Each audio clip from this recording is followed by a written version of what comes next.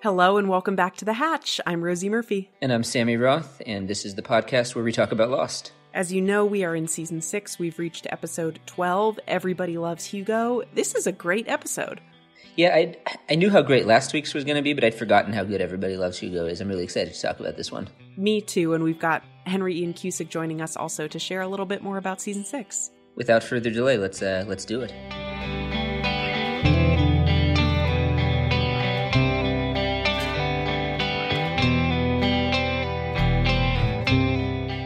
All right, we begin each episode of The Hatch with hot takes about the episode, and we've got a couple of hot takes sent in by listeners this week. How about we start with Anthony? Hey guys, this is a general final season hot take. With all the characters who come back to make a final curtain call, I'm thinking of Ethan and Boone and Shannon and Michael and Ana Lucia even. I'm really bummed that they did not find a way to get Tom Friendly into the final season of Lost. He is the one cameo that I think is missing. He had to show up in the Flash Sideways, and I'm sure there were scheduling issues or something at work, but it really feels like they needed to find a way to get Tom Friendly in for one last visit. I don't have a lot to say about this except that I agree. I would agree, though, as well, and I would say, if you haven't listened to this, back in Season 1 of this podcast, we interviewed MC Gainey, the actor who played Tom Friendly, and he is as uniquely a delight as his character, but in a very different way, so I would recommend going back and listening to that. Agreed. Next up, we've got a couple of hot takes about our discussion with Happily Ever After. We'll start with this one from Dave. Yeah, hi, Sammy and Rosie. This is Dave. I love your point about Happily Ever After and the alteration of consciousness, but I disagree when you said that Jacob and the Man in Black never had a moment like that. The Man in Black sure did. He realized there was a whole world out there, and he was stuck on some stupid island with his lying, murderous stepmother and a wimpy brother. When he tried to fulfill his dreams and see the world, they betrayed him. He's the hero, not them. Yeah, I would say that's a fair point in terms of him having a consciousness-altering moment when he learned of the outside world. I don't know that I would go so far as to say, that makes him the hero. His intention might have been noble to begin with, but definitely went more than a little bit off the rails in pursuing that. But fair point that he might have had a moment like that we discussed.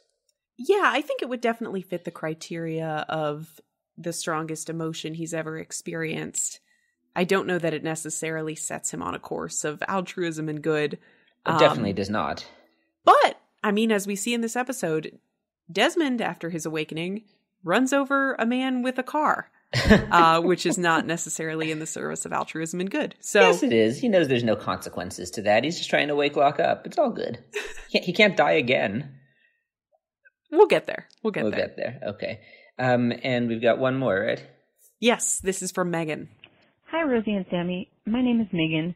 I love the show, and I think you guys are doing a great job. I have a hot take from the last episode, actually. You guys were discussing the Man in Black and his ability to manipulate, and that maybe he isn't actually as good as we've always been told. But I think it's possible that he may not be as effective just with our 815 survivors because they had formed deep connections with each other before they were ever introduced to him and all of his lore, because let's think about the fact that he pretty successfully manipulated Ben into killing Jacob, and after rewatching Ab Aeterno, he seems to have done a pretty good number on Richard also. And the difference between those two and our survivors is that Ben and Richard don't really have any relationships on island, whereas our survivors do. So, anyway, that's my hot take. Thanks. Keep up the good work. Bye. I like this thought a lot, the idea that manipulation is going to be most successful when somebody is in isolation. It's not that Kate and Sawyer and Jin aren't feeling pretty low and desperate in this series of episodes, I think. But I think Megan's got a point here in that they have established such trust with each other and such reliance on each other, even if they don't always act in concert with each other, those are hard bonds to break. I agree with that, and I was thinking from a sort of historical perspective. The Man in Black seems in the past, in the limited glimpses we've gotten to, at least with the Black Rock, he kind of swoops in much more quickly, And it did make me wonder a little bit, why did he not swoop in more quickly with this group of people? Not that he wasn't in the background, poking and prodding on occasion or leading them to water, but it just makes me wonder. He let it build up to the point where they built up that trust and were perhaps harder to manipulate. Maybe he was just trying a different strategy because it had never worked out for him before, but it was, strategically he might have made a mistake there. Yeah. At the same time, though, I'm not sure what other option he had. Like, they were, especially thinking back to season 1, existing in such close quarters, and, very early on they found the manifest and realized Ethan wasn't on it. Like, I'm not sure what means the Man in Black would have had to infiltrate the group, particularly if he were wearing Christian Shepherd's body. Fair point. Fair point. Right. Jack would have had a couple things to say about that. Yeah. For my hot take this week, I just, so getting into the Hurley episode here. Yeah. It's, again, so much to love about this episode. One thing that annoyed me, not annoyed with the episode, but just annoyed with the character, Carmen Reyes, Hurley's mom. I mean, come on. Hurley's, this super successful business person and renowned philanthropist, and he's living such a great life. And on the night that he's getting honored for all of that, she literally slaps him in the face. Yeah. Over, like, why don't you have a woman yet? I mean, come on, Carmen. Like, what are you even doing? Like, even if you feel that way, save it for another time and be a little gentle about it. I don't know. I didn't like that at all. Yeah, and it seems like this is a conversation they all have all the time, right? Like, she set up a date for him the next day, and I suppose it speaks to his own insecurities, right, and his lack of confidence and lack of self-belief. Well, even when we see that later, I mean, even when he's out to the picnic with Libby on the beach, it's so sweet. He's so nervous. I mean, he says, "I figured you'd like cheese because everybody likes cheese." That is true. It is true. It's and it's very sweet. And I mean, talking about Hurley's insecurity, because it is kind of all over the place. And I should hold this off, but we see that even on the island when he's sort of like.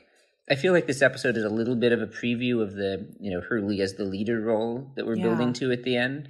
And it just makes you think, especially when you think of like the postscript at the end from the season 6 DVDs, like how far he has to go or how far he's going to go. In this episode, he kind of takes the initiative, but then when Jack agrees to follow him, his reaction is still, really? Like, and then he's so surprised that, anyone of seriousness is going to follow him. And then he even admits to Jack later, like, man, I don't know what I'm doing. Like, I was making that shit up. And Jack's like, yeah, I know, but I trust you. It's just insecure on a lot of different levels here. And that crosses, it's interesting that crosses over into the afterlife too. Yeah. And Jorge Garcia does this thing where I don't know if this is by design or if it just comes out in his portrayal of the character, but Hurley's eyes are constantly shifting. And there's a lot of really close-up shots in this episode of just Hurley's face, and you can see his eyes like darting around in the moments, in my interpretation, in the moments where he's feeling really insecure. And then when he is assuming leadership on the island and saying, Jacob told me this, we need to go here, we had to blow up the Black Rock, whatever, his eyes are fixed and he's speaking. And I don't know if this is intentional. I don't know if I'm reading into this, but it really came off to me as like, oh, those are moments where he's determined, even though he's lying, right? Which is really impressive. Like, he's able to pull off this deception and still come off as really confident rather than his sort of perhaps default state of being a little bit shaky. Yeah. I hadn't noticed that with the eyes. That's fascinating. I'm sure that was intentional if you noticed it. Yeah. And I don't know. We should come back to this because I also want to bring up how Richard still figures out pretty easily that he's lying despite his best efforts there. But what's your hot take? Yeah. So I take notes by hand while I'm watching these episodes, and I have a contemporaneous note where I start writing, Alana is underdeveloped. I'm just not that interested. And then she blew up. And I was like, oh, my bad. I forgot that happened. Yeah. And, later Ben explains it away sort of by saying, well, the island was done with her. It's just such a shocking and sudden thing. And then we just move on immediately, right? There's like no funeral. There's no mourning. It seems like we just keep it moving. And On one hand, that's a shame. Everyone deserves to be mourned. On the other hand, the plot was kind of done with that character, I think. Yeah, I think you're right. I remembered that she died shockingly and suddenly, but I'd somehow forgotten that it was at this moment. And I also had it in my mind that she got shot, which is not right. It's rough. Yeah, I felt bad. Yeah. I mean, underdeveloped for sure. And like we talked about a few weeks ago, I just think that the sort of special role that she was supposed to play, potentially being Jacob's daughters has been discussed elsewhere. Like, yeah. Clearly they just ran out of time and ran out of space, and she was the literally the casualty of that. But I like your interpretation of the show being done with her, because I'm rereading now Ben's line, and Ben says, and I'm rereading it, thinking the writers instead of Jacob or the island. No sooner does she tell you who you are than she blows up. The writers were done with her. Makes me wonder what's going to happen when they're done with us. It's like, yep. Oof. That's television. Yeah. No, I do feel bad for her. But a very shocking, very sudden moment. Yeah. And I mean, makes Hurley look like a little bit of a genius for the whole, hey, isn't this kind of dangerous? What are we doing transporting dynamite around? Yeah. Hurley knows better than anyone. This also happened to Arst in season 1. I mean, roughly this exact thing, right? With dynamite from the same source. And Hurley was there for that. Yep. So we're done with hot takes, I guess, but here's kind of a hot take. I think Hurley makes bad decisions this episode. Say more. Well, first of all, just the idea of listening to Michael, I have questions about. And I have thoughts and feelings about Michael as well, but Michael didn't really give a good reason, I didn't feel like, for, why his basic argument is dynamite is dangerous, don't do anything with dynamite, you're going to get yourself killed. And okay, so what's the strategy here? So he says dead people are more, sometimes more reliable than alive people, which, perhaps, but like, I find myself wondering, what's Michael's motivation for saying this? Does he not want them to, does he not want to stop the man in black from leaving the island for some reason? Does he really think that talking to the man in black is a better strategy? Is he really thinking they're all going to blow themselves up? Like, I guess my whole thing, it comes back to, I just think talking to the man in black is a really poor strategy. Yeah. Like, I sympathize very much with Miles when they're kind of doing the group splitting up scene, sort of a classic Locke, following two different leaders. And Miles says something to the effect of, where is it? He says, I saw that thing in action, man. It doesn't want to talk. Sorry.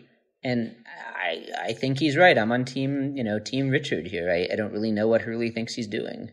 I think Hurley's relationship to his conversations with the dead is he believes that they have access to some knowledge that he doesn't, which may or may not be true. But I think his sense is like, these people exist on some sort of other higher plane.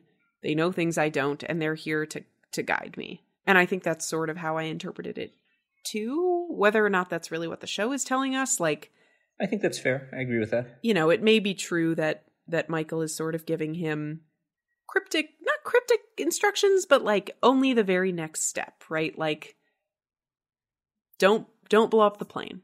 And he doesn't need to know why. He doesn't need to know the whole plan, but these apparitions are sort of there to keep Hurley on the path, kind of illuminating only the very next step before Hurley takes it, rather than illuminating the whole path. That makes sense to me. I'm trying to go down this path and figure out what's there. Like, what is down this path that is useful? I mean, the idea of talking to the man in black, that, as far as we know, that comes from Hurley, not from Michael. Right. Michael doesn't stop him, but I just don't know what good comes out of this. To me, if there's any weak spot in this episode, it's Michael's role. Because I also just, and forgive me for getting my complaining out of the way here, I also just don't think the explanation of the whispers is super satisfying or necessary. Like, it's clearly a retcon. The whispers were originally supposed to be the others. Then when they decided what the others were, that explanation turned out not to make sense. Like, I would have been fine leaving the whispers alone. I was thinking, like, okay, who else is stuck in limbo here? Like, why was Ben never stuck in limbo? Ben did way worse shit than Michael, and as far as we know, he never gets... He's in limbo in the afterlife in a way, but he's not trapped here on the island like that. I don't know. I didn't love the Whispers explanation, so as much as I enjoyed Harold Perrineau coming back and getting to see him, I've got some issues with the use of Michael. That's fair. I think I like that the Michael setup gave Hurley the opportunity to sort of forgive and move on and get a little bit of resolution there. I thought that scene was You mean the tell Libby I'm sorry scene? That, and then, Hurley asks Michael in his Hurley way, like, Is there anything I can do to help you? Don't get yourself killed. Okay. And Hurley, if you ever do see Libby again,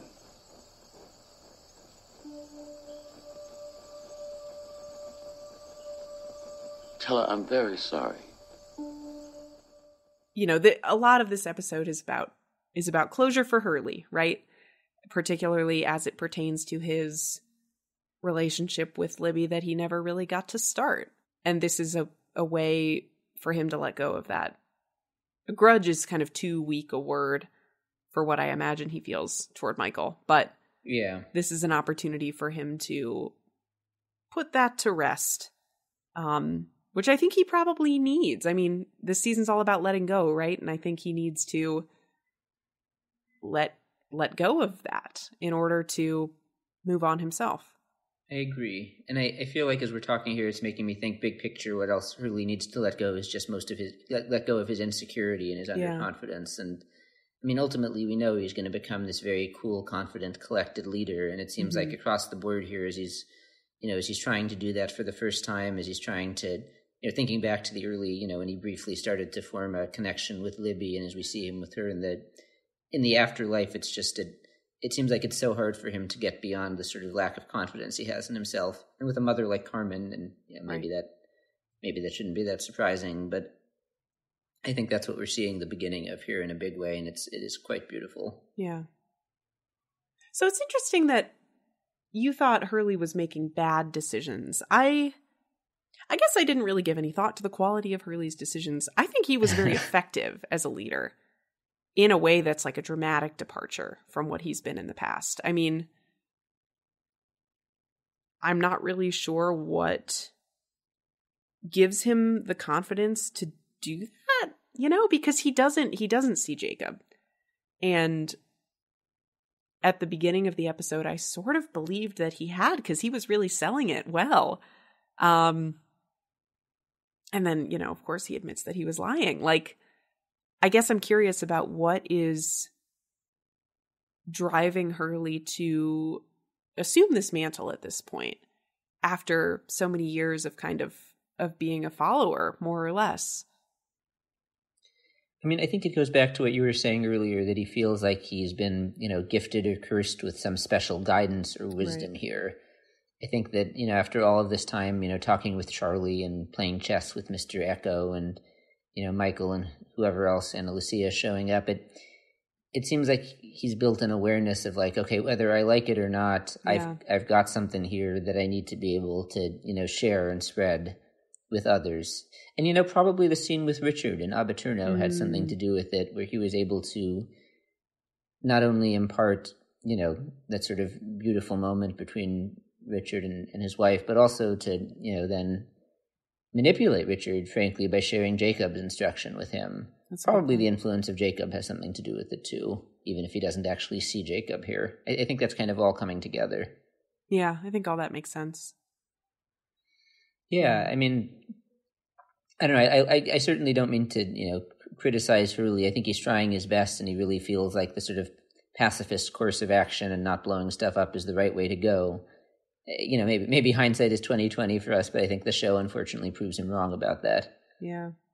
I mean, the Man in Black, we're just a couple weeks out from him, pretending to befriend everyone and then, blowing them all up in a submarine. I also thought Jack showed some real growth this episode. I loved his let go speech. I had totally forgotten about that. Yeah, it comes off as it's almost understated, and I think that makes it really believable. I mean, I thought it was interesting the way he put it, that ever since he got Juliet killed, he says, all I've wanted to do was fix it, but I can't, I have no idea how hard it was. And it makes you think all of the struggle we've seen Jack going through this year with Abaturno, with Lighthouse, with all the moments in between. I feel like we've kind of been talking about it as if this is Jack, struggling to let go. Yeah. But really, I think what this puts it in context is that this was Jack trying to figure out what was he supposed to do? What do I do? What do I do? And it's only now, very late in the game that I think he's realizing that was the wrong question. Not what should I do, but perhaps, who should I listen to? Who should I follow, rather than, try to figure out how to lead myself. Yeah.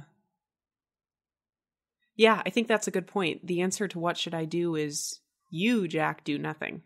And Hurley gives him an out. Jack says, maybe I'm supposed to let go. And Hurley says, unless you letting go gets us all killed. And that's the opportunity for Jack to step in and say, okay, fine, here's what we should do. And Jack said, that's not what he says. He says, you asked me to trust you. This is me trusting you. Right. Which no one could have said that to Hurley and had it mean more, I don't think. For Hurley, that must feel like such a burden and also a kindness. Like, on one hand, it's a massive vote of confidence from the understood leader. On the other hand, it's a massive vote of confidence from the understood leader. And now he's actually gotta fucking do it, which is pretty scary. It is. And he seems scared. But I agree with you. It couldn't have meant more from anyone else. Yeah. I also really, even though it was kind of undermining of Hurley, I really enjoyed one of the only things Frank Lapidus says this episode. Son writing to him on the notepad, did we make a mistake in terms of following Hurley? And Lapidus is just like, probably. I forgot that Son was without her speech and kind of rolled my eyes at that part. Let's continue to forget that. Yes, agree.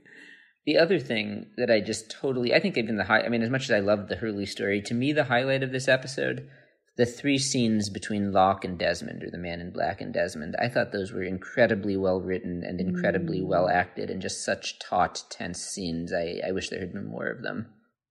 First where we get the moment where, when the Man in Black is first introduced to him, and... Do you know who I am? Of course. You're John Locke.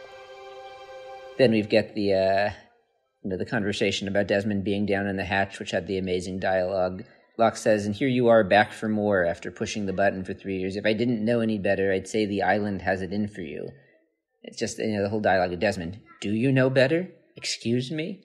Well, there's nothing special about me, brother. This island has it in for all of us. It's like, such good writing. And so well acted with Ian just playing it cool and calm and just like totally aloof, and you're just wondering the whole time, what is going on in this guy's head? Yeah. Yeah, he almost comes off as like a little bit stoned or something. Like, he is way too relaxed for having been kidnapped and subject to this bizarre electromagnetism experience, and then kidnapped again, and then brought here. Like, and I guess that just speaks to the power of what he experienced in last week's episode in terms of, well, there's more out there, and talk about letting go. I mean, Desmond is somebody who has truly let go of the need to get back to his beloved family, right? I mean, Desmond, maybe more than anybody else on the island right now, is not here of his own free will and has so much to get back to, and yet has been able to say, they're still out there, and I've seen it, right? I've seen something more. I've seen that we're still connected, and whatever that might be. Well, and 2 thoughts. One, I think that this speaks a little bit to the nature of, it's dangerous to have a little bit of information, right? Because, we'll talk about this with Ian, but there's the amazing scene in the finale between Jack and Desmond where Desmond says to Jack, like, don't you understand? Like, none of this matters. There's another place where we can all be together and be with the ones we love. And Jack's response is, no, this matters whether you like it or not. And Jack is right. Yeah. Like, the afterlife is one thing, but Desmond does not want to get killed here, does not want to fuck things up for everybody, and he doesn't fully understand that. So it's... Yeah, that's true. So that's one thing, and maybe it's for the best that he doesn't know at this moment, but I think overall this effect, this kind of stoned effect of, he's above it all and it doesn't matter, it freaks Locke the fuck out. I mean, that to me, of those 3 scenes, the most amazing one was the last one with the incredible dialogue of, why aren't you afraid? Excuse me. You're out here, middle of the jungle, with me. Not a person on Earth even knows you're here. Why aren't you afraid?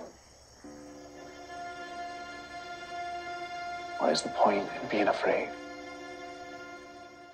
I mean, the Man in Black doesn't know what to do with this guy. No. He can't scare him. He can't manipulate him. Right. And he knows that he's got power that the Man in Black might need, but that might also be used against him. So true. And he doesn't know what to do. So true. Yeah. And what he decides to do is throw him down a well and say, how do I eliminate? Like, clearly that is the perception of a threat, right? That is the Man in Black saying, well, I don't know what to do with this guy. So therefore it's dangerous to keep him around. I think he throws him down the well because he's afraid of what he's going to do, but he also knows that he might need him and he just doesn't know why or how yet. But it's so interesting. All three of those scenes, Ian and Terry are just amazing in those scenes, and very well written by Eddie Kitsis and Adam Horowitz. I would like to talk a little bit more about the sideways, I think. Yeah. I mean, Hurley just comes off as such a nice, kind person.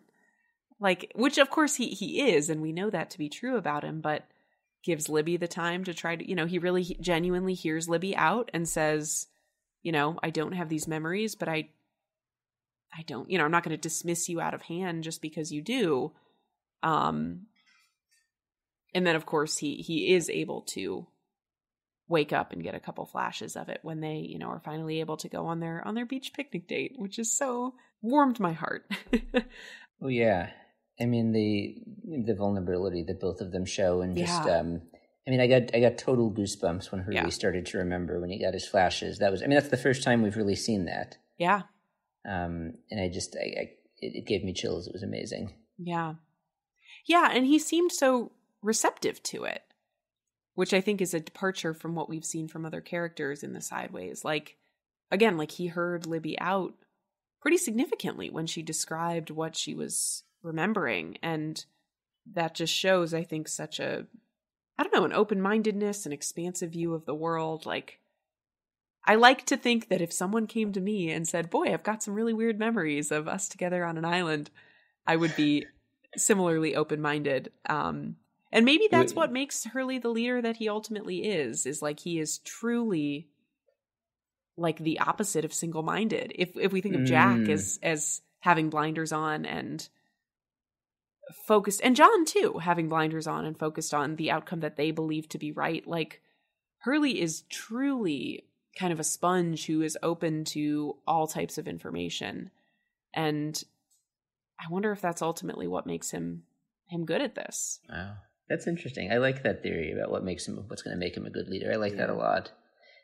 I also thought it was interesting that the related note that just thinking about who it is in the Flash Sideways that seems most open to, this idea that there's someplace else or that there's something beyond. I mean, it's just interesting. I mean, Libby and Hurley, both of them have dealt with mental health issues and, have been hospitalized and have had, treatment for that. And Charlie, I mean, he was very open to it, and it came to him in the moment of the drug overdose where he was choking. And it seems like, I'm trying to think of who else later on, but it seems like there's maybe some nexus with, not just, having, you use the phrase blinders, and maybe that has to do with it, of just being able to have a more expansive idea of, what reality is or looks like or might feel like, or, just not being quote unquote normal and just, looking at things the normal way, that maybe there's some connection between that and being sort of more open to these ideas.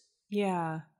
I think that makes sense, especially if we think of Jack as the ultimate foil for these people. Like, Jack has been so single-minded in his career ambitions, his desire to impress his dad, his, focus on the path in front of him, that just leaves so little room to notice paths branching off of that path.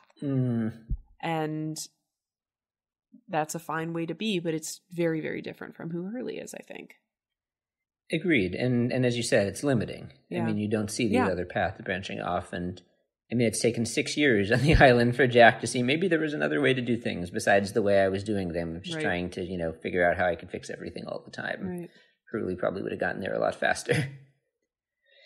Since you brought up Hurley and Libby, and I meant to bring up one other point there. The whole thing about them being soulmates, I find really interesting. I mean, it's interesting considering they got very little time together on the island, right? I mean, as this episode emphasizes, they were going to go on their first date when she got killed, and here Hurley is 3 years later, like talking to her at her grave and, expressing his regrets and wishing that he could see her again. And I mean, that's pretty powerful, especially relative to the very little time they got to spend together. And then in the flash sideways, she gives the sort of the speech to him, sort of, do you believe in soulmates? Yeah. Do you think this is possible? And I kind of feel like the show is suggesting here, like, maybe even across all realities, like these two are destined to be together, like in neither the reality that we showed you nor the, in the reality we showed you, like they didn't really have the chance to go, very far down that path at all or to consummate that. But,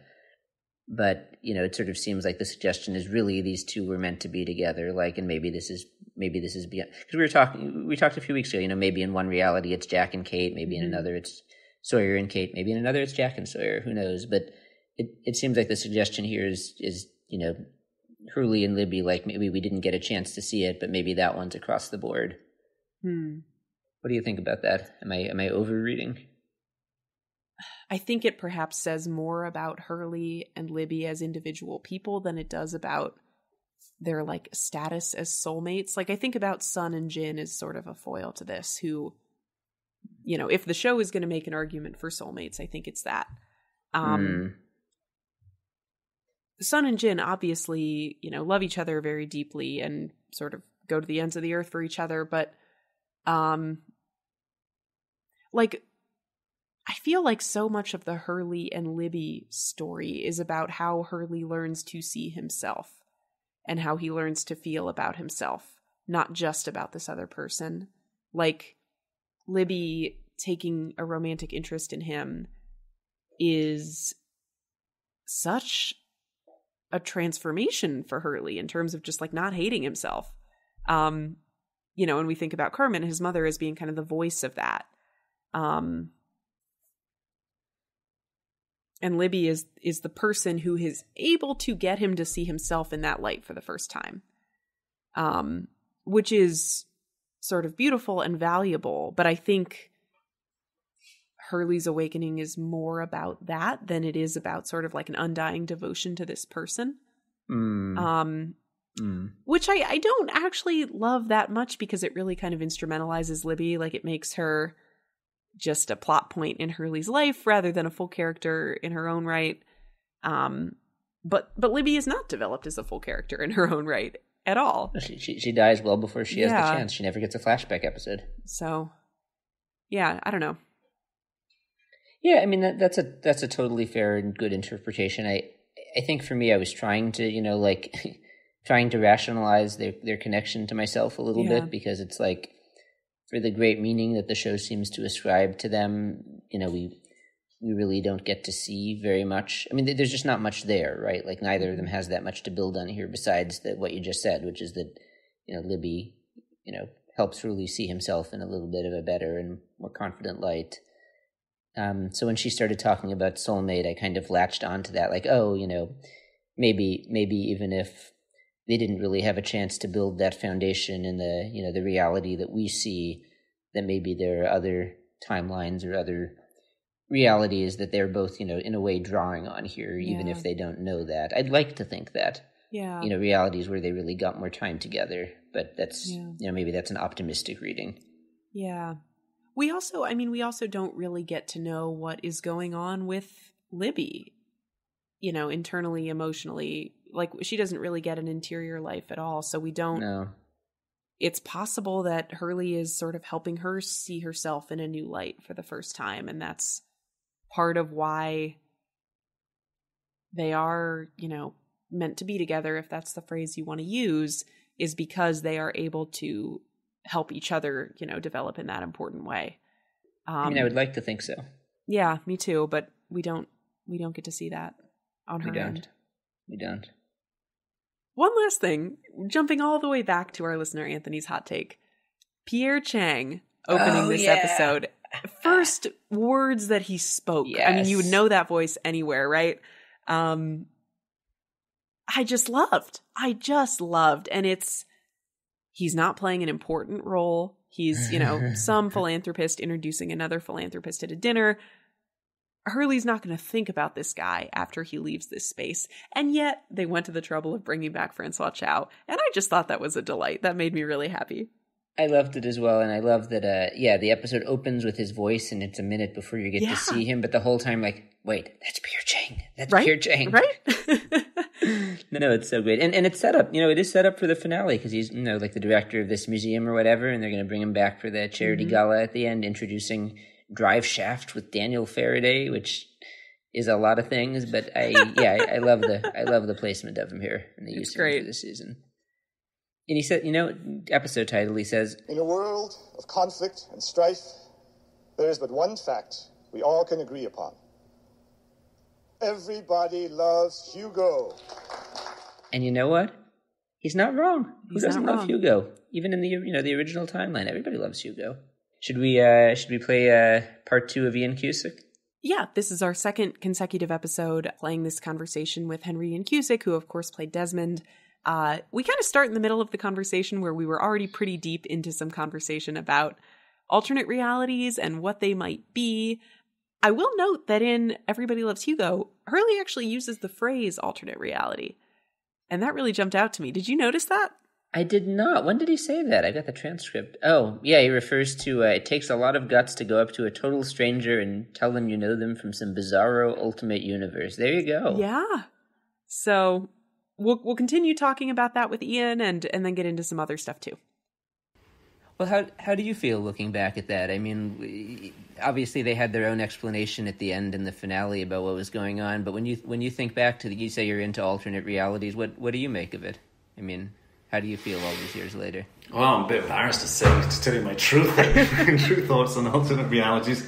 I don't know. I have no idea. I just wonder sometimes that, and I'm not sure it's because I've been in the show, or sometimes you think of, and I hate sick. Well, no, I hate. Well, sometimes you might have little twinges of like when the deja vu, or something's happened, and you go, like something just happened recently about. I just met someone. I thought, I think I dreamt about meeting them quite some time ago, and we were going to do something, and you're doing it now, and you go, is that?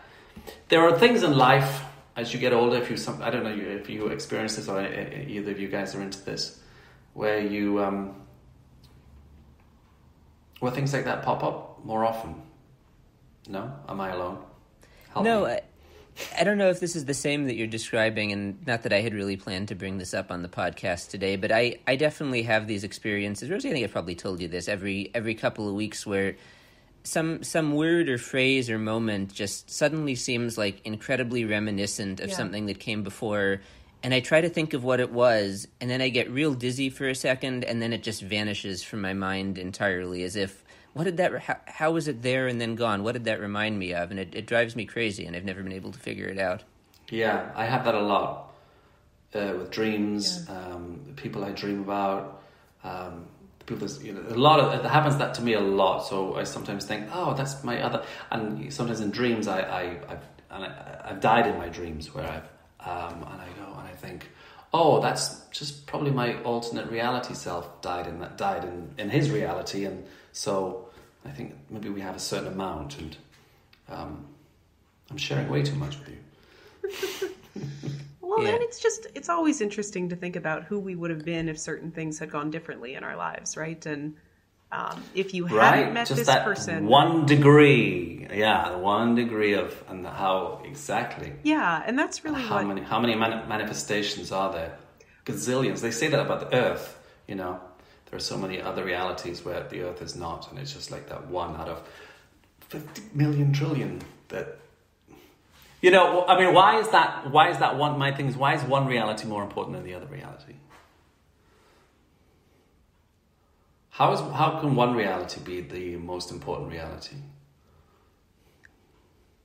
Well, there's a scene in the finale, and Rosie, I don't know if you watched this, but there's a scene with you and Jack in the finale where, you say something. It's right before he lowers you down into that cave. Remember in the finale, you got to go down into the cave and pull the giant cork out of the ground. And Jack is about to lower. You're laughing because it was kind of probably ridiculous at the time, right? No, 'cause I'm laughing because I'm remembering it. Okay. I'm remembering everything that went around with it. It was like 6 a.m. and being lowered down and then pulling this thing, acting with this paper mache thing. And it just kind of, it was kind of fun. It was paper mache, so you had to pretend it was really heavy. Oh no, it was heavy, but it wasn't as heavy as I was making out to be heavy. It was like I had to do a little bit of, Marcel Marceau. I mean, just since we brought up the finale, I don't know, whether it's that sequence or anything else. What stands out in your mind about that last episode? I'll tell you the shooting of it. The shooting of it was, it was really wet and late. We wrapped at 6 o'clock in the morning. And it was physically really, really quite, being lowered and down that rope and, again, running in that water and doing all that physicality. It was quite tiring. And it was just all physical. It wasn't really, I don't think I was aware at the time how much I'd missed the show. I thought, oh, okay, I was just in it. I was just doing it, So anyway, it was on later on, then I thought, oh gosh, that really was a great show to be involved in. The other scene, I mean, so yeah, that was your main stuff, and the finale was with the cave and everything. But then you were there for that final sequence in the church. I'm sure you recall everyone getting together and, when Matthew walks into the church and then you all hug and everyone catches up and you sit down in the pews together. Yeah, logistically, that was just a lot of people. That was one of the busiest days I've ever experienced in that show. And there was a lot of people, hadn't seen each other for a long time. So there was a lot of hugging and guitar playing, and pretty much everyone who was involved in the show turned up for that, like Carlton and Damon, and lots of people I'd never seen before just turned up. So it was just like a huge amount of people. So,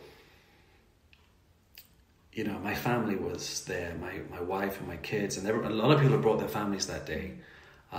So it was just there was a lot of food and very slow. So a lot of sitting around, I remember people just, Naveen and Ian and Terry singing and playing the guitars and stuff like that. It was a fun night, but these are my memories. One of the things we talked about, I think the first time we spoke, which was years ago now, you had said that to you, Desmond is like an everyman. Like everyone can be this person. He's made a lot of mistakes and he's just sort of ended up where he is and made the best of it. But he's also like, he is the first person to get it and to become aware of this like greater reality and then to act on that. And that really seems like something special that may or may not be in all of our power to do, in the sort of final estimation, like when you look back on it, who do you think, what stands out to you about Desmond's character? What are the pieces of that character that you really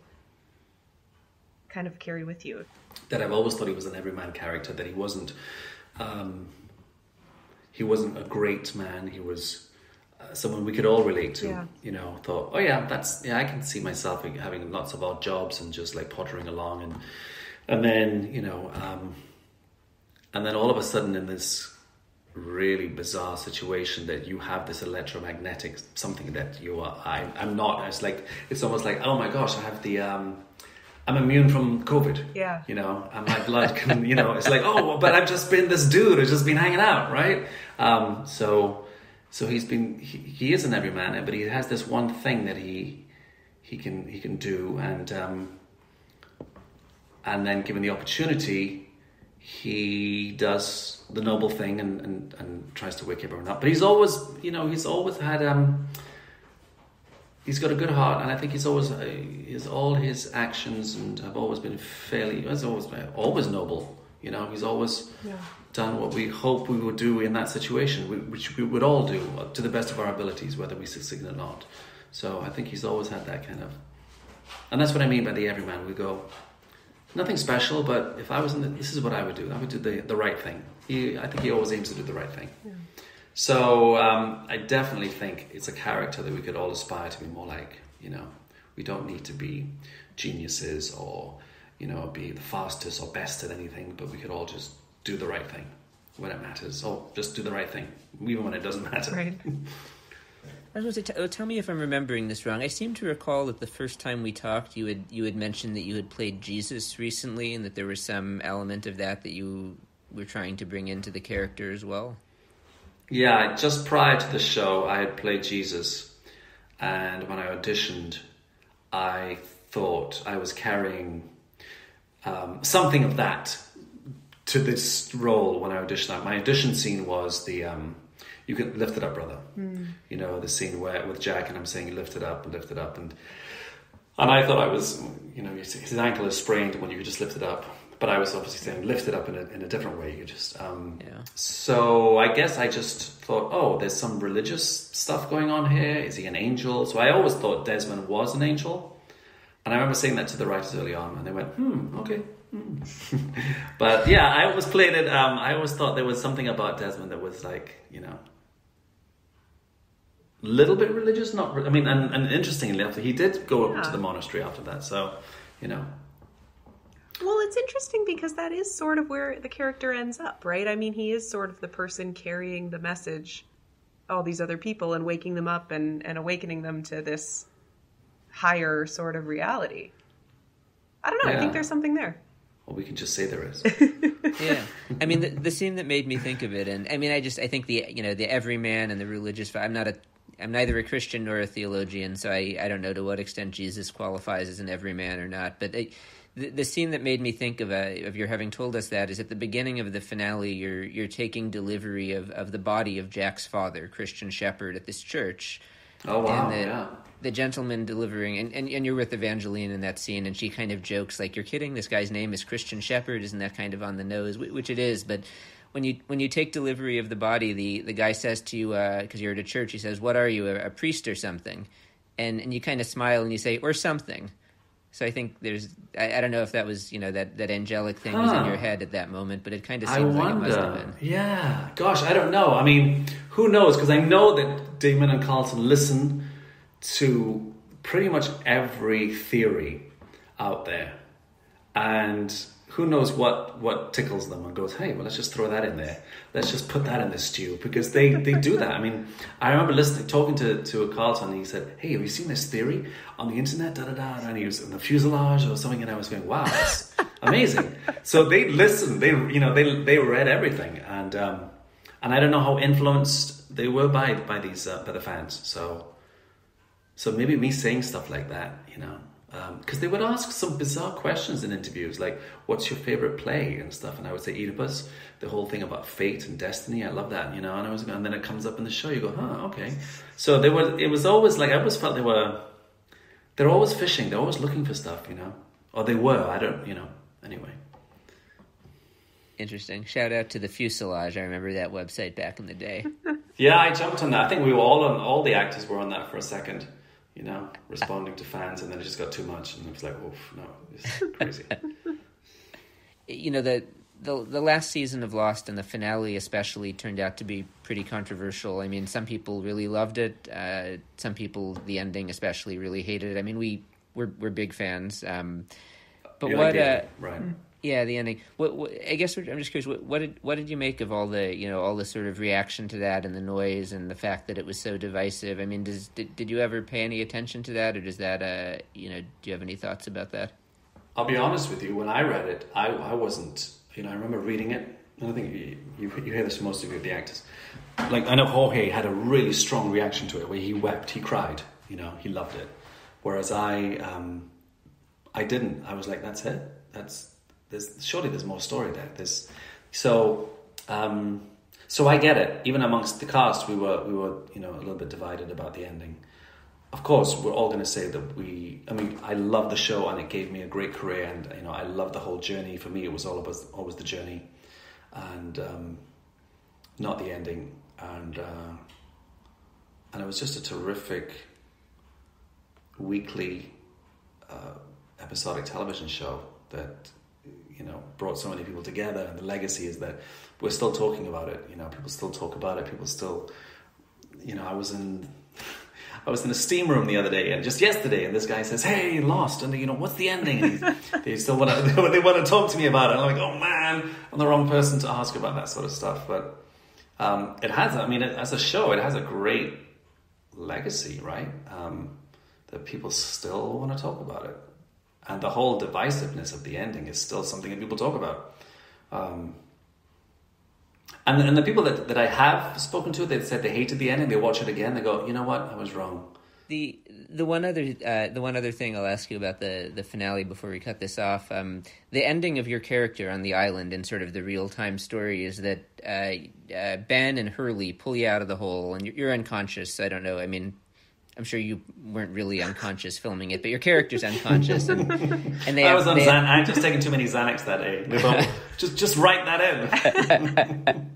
in. They pull you out of the hole, and they say, "Well, gee, we're going to have to try to figure out, how to get him home now and back to his family, and we don't know what we're doing, but we have to try." What is your ideal? Either what do you think happens next to Desmond, or what would you want to see happen next in Desmond's story if you were writing the next chapter of his life? I already figured it out. Desmond goes onto his sailing boat with Penny and little Charlie, and they travel the world, having adventures. And that's the ending I always thought would happen. That's as far as I could think. Yeah. But I think I told you about this ages ago, that, speaking to Nesta Carbonell about what did happen, when you hear about reboots, and like if they were all still alive, wouldn't they want to have a reunion at some point? Wouldn't they all want to go, hey, we are the survivors of flight, or whoever's still alive, go, hey, But with Nesta and I, we always had this idea that we're in therapy. And we sort of pass each other going in and out of therapy, like, he looks familiar. Yeah. Would you do a Lost reunion if they gave you the call? Would you come back to shoot something? Oh, for sure. Of course. Who would, yeah. Okay. Yeah. I can't imagine anyone not. I'd certainly be curious if. There's a beautiful, beautiful moment with you and Matthew Fox in the finale when you're down in the cave together and he's kind of pulled you out and he's, sending you home, and he says, basically he's going to sacrifice himself so that you don't have to go through anything else. He's going to put the paper mache cork back in, and and you say to him, well, he says, go home to your wife and son, and you say, well, what about you, Jack? And he repeats your line to you, see you in another life, brother. That's right. Which turns out to be literally true. You do reconnect in another life. It's kind of beautiful. Yeah, that is. I forgot about that. That's nice. Yeah, that's really nice. Yeah. Oh, yeah. Thank you for reminding me. There's some good stuff. Anyway, Rosie, have we missed anything? I think that's about it. I mean, we traditionally end just by asking, are you working on anything now that we should keep an eye out for? Oh, yeah. So I'm heading off to Thailand on Saturday to shoot a movie. And the title at the moment is called 1 Million Followers. And it's about young people being drawn to Thailand, and I guess a lot to do with the sex industry and the dangers and all that sort of bad stuff. Okay, well, thank you for doing this, for keeping the show alive and chatting about it. And I'll definitely listen in, and I'll definitely listen into the ending so I can finally figure out what the hell happened. Sad that this was our last time talking with Ian Cusick. He's a great guy. Yeah. I really liked what he had to say about how we don't need to be geniuses or be the fastest or the best at anything, but we can all just try to do the right thing. And I love it. I think he's right with regards to Desmond. You think back on that character, and I think he's always really trying to do the right thing by the people around him, by Penny, by Charlie, by Jack, by the rest of the group. I really can't think of a time when I was thinking, wow, Desmond, that's so selfish, or that's, why are you doing that? That's going to hurt people. It doesn't really happen. Even when, he knows Charlie's going to die and it might stop him from seeing Penny, he ultimately chooses to save Charlie. Yeah. Yeah. And it's very much, I mean, we use the phrase the everyman here. It's very much this like everyman altruism. Like any of us are capable of what Desmond does here, which is be kind to others and, value their needs. And, if you find yourself in a situation where you are weirdly the only person who can do a certain thing, try to bring your morals and your principles into that and accept the mantle that's given to you. If you, like Desmond, have a special relationship with electromagnetism, just, do your best with it and try to do right by people. That's how it is. Oh, gosh. Anyway, we'll be back once again for our next episode with episode 13, The Last Recruit. Yes, our guest next time, another returning guest to The Hatch, executive producer Jean Higgins. Yeah, she's amazing. She and Jack Bender basically ran the show on the ground in Hawaii, and she'll have a lot of exciting stories about what it was like making season 6. So you should look forward to that. As always, we love it when you leave us your hot takes. You can call us at 9546-DHARMA. If you're outside the U.S., just add the country code 1 before that phone number. If you are on social media, you can also send a voice note to our Facebook page. Yeah, whether or not you send a hot take, we'd love to hear from you on social media. That's facebook.com/TheHatchPodcast, also Twitter @TheHatchPodcast, and rate and review the show, too. If you listen on Apple Podcasts or Spotify or wherever, let us know what you think. Our theme music is by Andy G. Cohen. Our cover art is by Danny Roth. And we will be back in 2 weeks. Namaste.